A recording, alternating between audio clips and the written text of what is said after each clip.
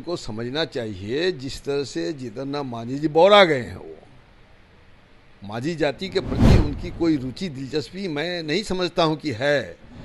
50% आरक्षण में खोज रहे हैं जितन राम जी, अपना जो मुसहर भुइयाँ वगैरह वगैरह जातियाँ जो हैं उनको बंटवारा करने में। अगर ये 65% हो जाए तो 65% उन जातियों को नहीं मिलेगी। ये ना कोशिश होनी चाहिए। ये दोनों मंत्री भाजपा की साजिश के शिकार हो चुके हैं। ये दोनों मंत्री गुमराह कर रहे हैं दलितों को, पिछड़ों को, अत्यंत पिछड़ों को, आदिवासी। जीतन राम मांझी देखिए, अभी उनकी तमाम मंशा है कि कैसे भाजपा को की सेवा बेहतर ढंग से कर सके। ये तो गला घोट रहे हैं आप, मेजोरिटी की ताकत से अल्पसंख्यक का गला घोट रहे हैं, जो ये गला घोटने का आपको। नमस्कार, मैं प्रिंस कुशवाहा, फर्स्ट बिहार झारखंड देख रहे हैं। देखिए, बिहार में इन दिनों लगातार विपक्ष यात्रा पे निकलने की बात कर रहा है। एक तरफ कांग्रेस है जो यात्रा पर निकल रही है, तो वहीं दूसरी तरफ है आरजेडी, तेजस्वी यादव जनता के बीच में जाने की बात कर रहे हैं। हम बात करेंगे तमाम मुद्दे को लेकर। हमारे साथ भाकपा माले के विधायक महबूब आलम हैं। सर, आरक्षण को लेकर जिस तरह से लगातार केंद्रीय मंत्री आपस में भिड़ जाते हैं, कह रहे हैं कि एक तरफ की जो क्रीमी लेयर वो बिल्कुल सही है, तो दूसरी तरफ चिराग पासवान कह रहे हैं कि पुनः याचिका विचार जो होता है ये हम लोग दायर करेंगे सुप्रीम कोर्ट। क्या लग रहा है कि दोनों में कौन सही? देखिए, दोनों ही बिहार सरकार का जो मुद्दा है, जो 65% एसटी एससी को रिजर्वेशन दिया जाए, ओबीसी को, इस मुद्दा से डाइवर्ट करने के लिए एक सोची समझी साजिश के तहत ये काम कर रहा है। सुप्रीम कोर्ट का ये फैसला दुर्भाग्यजनक है। इस फैसले पर रिव्यू होना चाहिए, हमारी मांग है, क्योंकि आरक्षण इकोनॉमिक स्टेटस पर नहीं है। आरक्षण जो सोशल रिलीजियस जो डिप्राइवेशन है, जो वंचना है, उसकी बुनियाद पर है। तो लोग तो पढ़ ही नहीं पाए अब तक। हजारों साल से पढ़ने का तो अधिकार ही नहीं था एसटी एससी को। अधिकार नहीं था, संपत्ति रखने का अधिकार नहीं था। ये तो फैक्ट है ना। कॉन्स्टिट्यूशन ने जो हमें अधिकार दिया है, इस अधिकार के तहत आप समझ लीजिए कि एक बीमार आदमी, ये एक अपंग आदमी नौजवान को एक स्वस्थ नौजवान के साथ दौड़ने की प्रतियोगिता में शामिल किया जाए तो सकेगा? स्वस्थ के साथ सकेगा? नहीं सकेगा। उसी तरह से हजारों साल से जो वंचित है, इनकी मानसिकता वंचना का शिकार है। ऐसी हालत में आरक्षण की व्यवस्था संविधान ने की है। और जो बिहार में जातीय गणना हुई, और ये जातीय गणना विपक्ष के दबाव पर हुआ है। नीतीश कुमार चैंपियन बनने की कोशिश ना करे। अगर चैंपियन बनने चाहता है वो तो केंद्रीय सरकार से दबाव डाल के पूरे देश का जातीय गणना करे ना। तो ये इस गणना में जो तस्वीर उभर के आई जातियों की, आर्थिक सामाजिक वंचना की जो तस्वीर उभर के आई, इन तस्वीरों को देखते हुए बिहार सरकार ने जो घोषणा किया कि हम अपने प्रदेश के अंदर 65% आरक्षण मुहैया करेंगे, तो इसमें संविधान के जो प्रावधान है, उनकी जो त्रुटियां हैं, उनको मुद्दा बना करके, उनका बुनियाद बना करके सुप्रीम कोर्ट ने इसको रिजेक्ट कर दिया। तो ये केंद्र सरकार से इनको आग्रह करना चाहिए कि भाई 9वीं अनुसूची में इसको डाल दीजिए आरक्षण का सवाल को, ताकि हम बिहार के अंदर अपनी जनता को सुविधा संपन्न कर सके और आरक्षण का 65% लाभ दिला सके।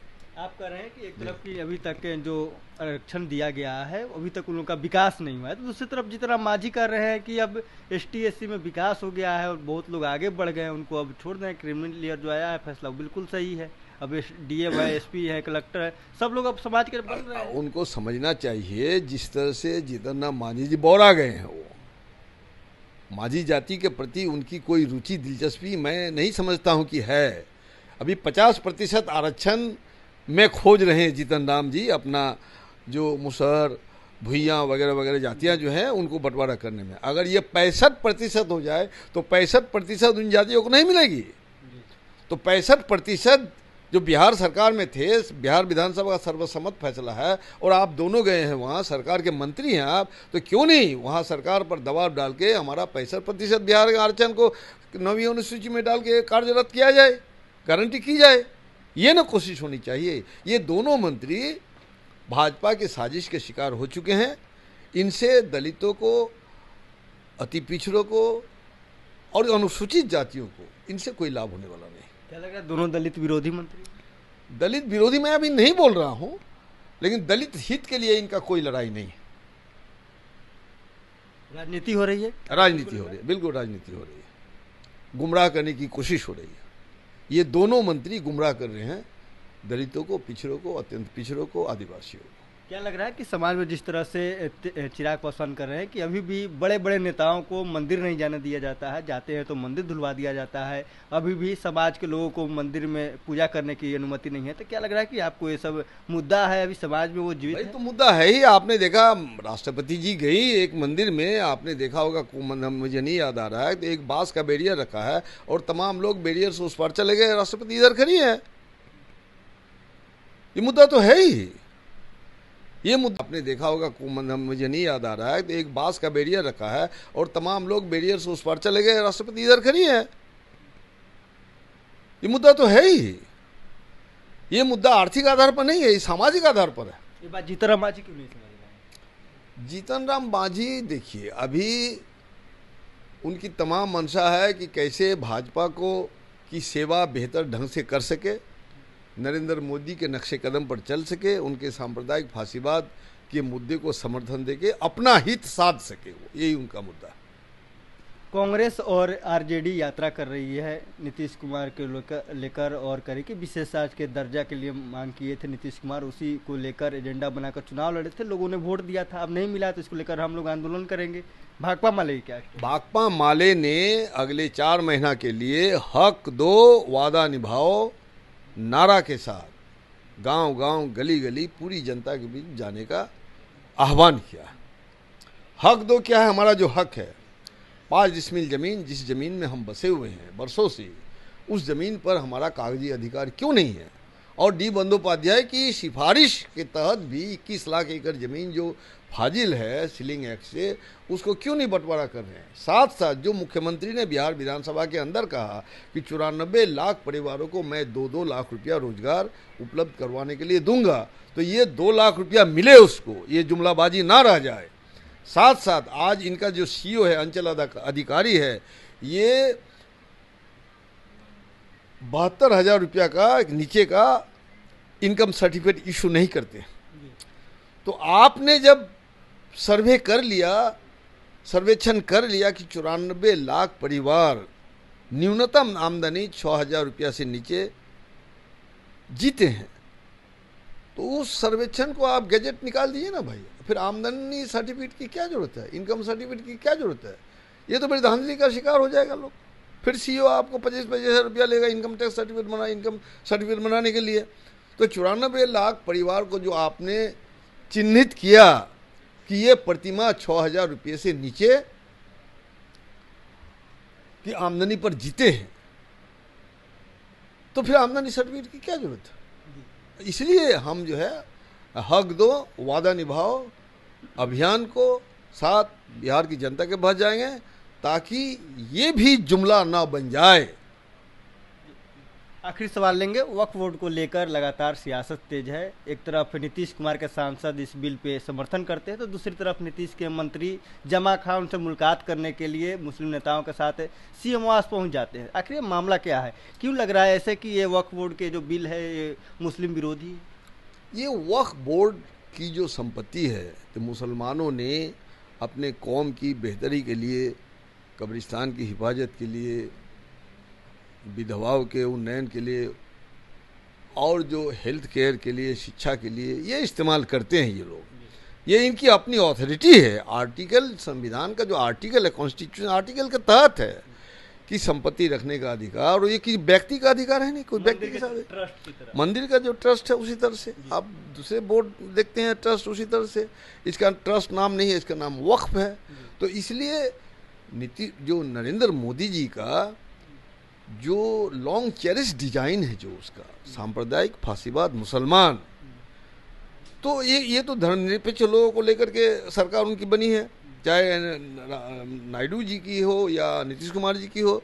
इसके बावजूद भी बड़ी शातिराना अंदाज से अपने आरएसएस को मैसेज दे रहा है कि मैंने अपना मुद्दा रखा है ठीक, मैं भटकने वाला नहीं हूँ, मेरा सांप्रदायिक फांसीवादी मुद्दा चलते रहेगा। और इसी वजह से वक्फ बोर्ड को उन्होंने निशाना बनाया और वक्फ बोर्ड के तहत वो बड़ी डींग झाड़ते हैं कि बहुत गरीब मुसलमान को इसका लाभ नहीं मिलता। किसी गरीब मुसलमान ने शिकायत की आपसे? किसने शिकायत नहीं की? किसी वक्फ बोर्ड का किसी कोने से कोई मुसलमान का कोई ग्रुप जो है शिकायत आपसे की है? अरे भाई उनकी चीज़ है, वो अपना संशोधन करेंगे, आप क्यों उसमें दखल दे रहे हैं? ये तो गला घोट रहे हैं आप।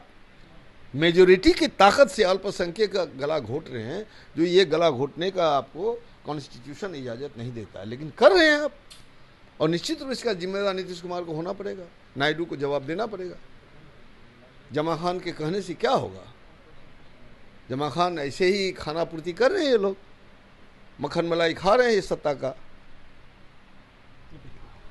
तो आपने देखा भाकपा माले से विधायक महबूब आलम थे, इन्होंने साफ तौर पे कहा कि वक्फ बोर्ड की जो बिल है इसमें सरकार है ज़बरदस्ती इसकी गला घोट रही है। इसके साथ ही बताया कि किस तरह से नीतीश कुमार और तमाम जो लोग हैं उनको लेकर अब महागठबंधन जो आंदोलन करेगी, कांग्रेस हो, भाकपा माले हो, आरजेडी हो, तमाम लोग अपने मुद्दों के साथ पूरे बिहार में आंदोलन करेंगे। बहरहाल इस पर इतना ही, इसे तमाम खुल के बन रहे हैं फर्स्ट या झारखंड। पनोरमा ग्रुप, जो सोचता है वो करता है, आपके अपने सपनों का आशियाना। ये लो मुंह मीठा करो, आज मैंने अपना जॉब छोड़ दिया, अब हम पूर्णिया वापस जाएंगे। जॉब छोड़ दिया है? मतलब ये घर कैसे चलेगा? हम करेंगे क्या? और माँ बाबूजी क्या बोलेंगे? इसलिए मैं एक और मिठाई का डब्बा लाया, अपने बिजनेस के लिए लोन अप्रूव हो गया। अरे लोन अप्रूव हो गया वो तो ठीक है, लेकिन पूर्णिया में हम रहेंगे कहाँ? अपना घर भी तो नहीं है वहाँ। इसलिए तो एक और मिठाई का डब्बा अलग से लाया हूं। हमने पूर्णिया में घर ले लिया है, पूर्णिया के ई होम्स पैनोरमा में। पूर्णिया में पैनोरमा ग्रुप लेकर आए हैं ई होम्स पैनोरमा, बड़ा घर, आलीशान जिंदगी और अत्याधुनिक सुविधाओं के संग। अरे अरे अब क्यों मुंह मीठा करवा रही हो? क्योंकि हम घर वापसी जो कर रहे हैं। घर वापसी की खुशी पूर्णिया में ई होम्स पैनोरमा के संग। ई Homes Panorama, luxurious lifestyle redefined.